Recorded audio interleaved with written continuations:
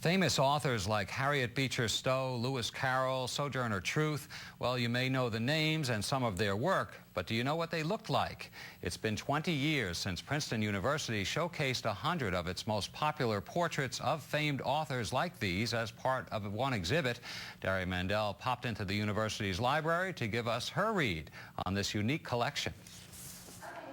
Their words may be famous, but many of their faces are unknown. Princeton University's new exhibit, The Author's Portrait, Oh Could He But Have Drawn His Wit, opened earlier this week.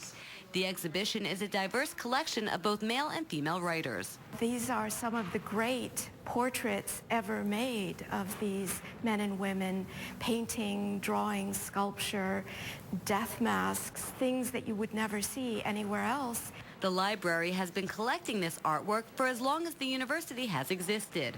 Every piece is owned by the school. Some were bought, but most were donated. Julie Melby says there is no dollar amount attached to these works because they are all priceless. Mark Twain, Walt Whitman, Virgil, Homer, Shakespeare. It's fun.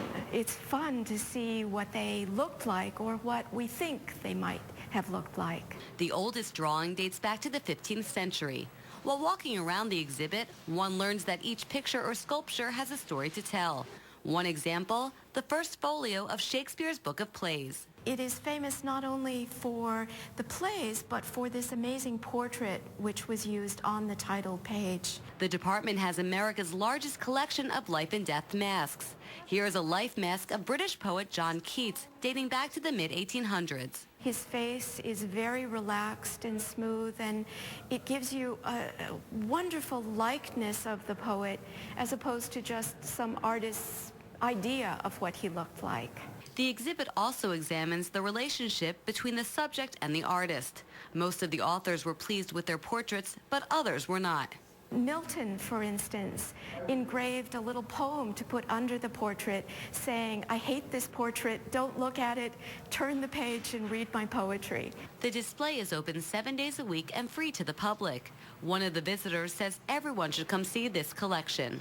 So they have a richer sense of everything that a book represents beyond the actual words on the page. The university has tens of thousands of portraits in its collection. These pieces will be on display until July 5th, but even after they're put back into the vault, the public can still come out to the library and request to view them for research purposes or pleasure. Dari Mandel, NJN News, Princeton. And then this sad note, while we're on the subject of writers, J.D. Salinger, author of the classic novel The Catcher in the Rye, died today at the age of 91 in New Hampshire. Now, the setting for the prep school attended by young misfit Holden Caulfield reminded some in these parts of the Lawrenceville School in Mercer County. But Lawrenceville officials tell us they don't believe it is their school. They believe the school may have been Salinger's alma mater, Valley Forge. So maybe all roads don't somehow lead back to New Jersey after all. That's the news. I'm Jim Hooker. From all of us here at NJN News, thanks for watching. See you back here again tomorrow.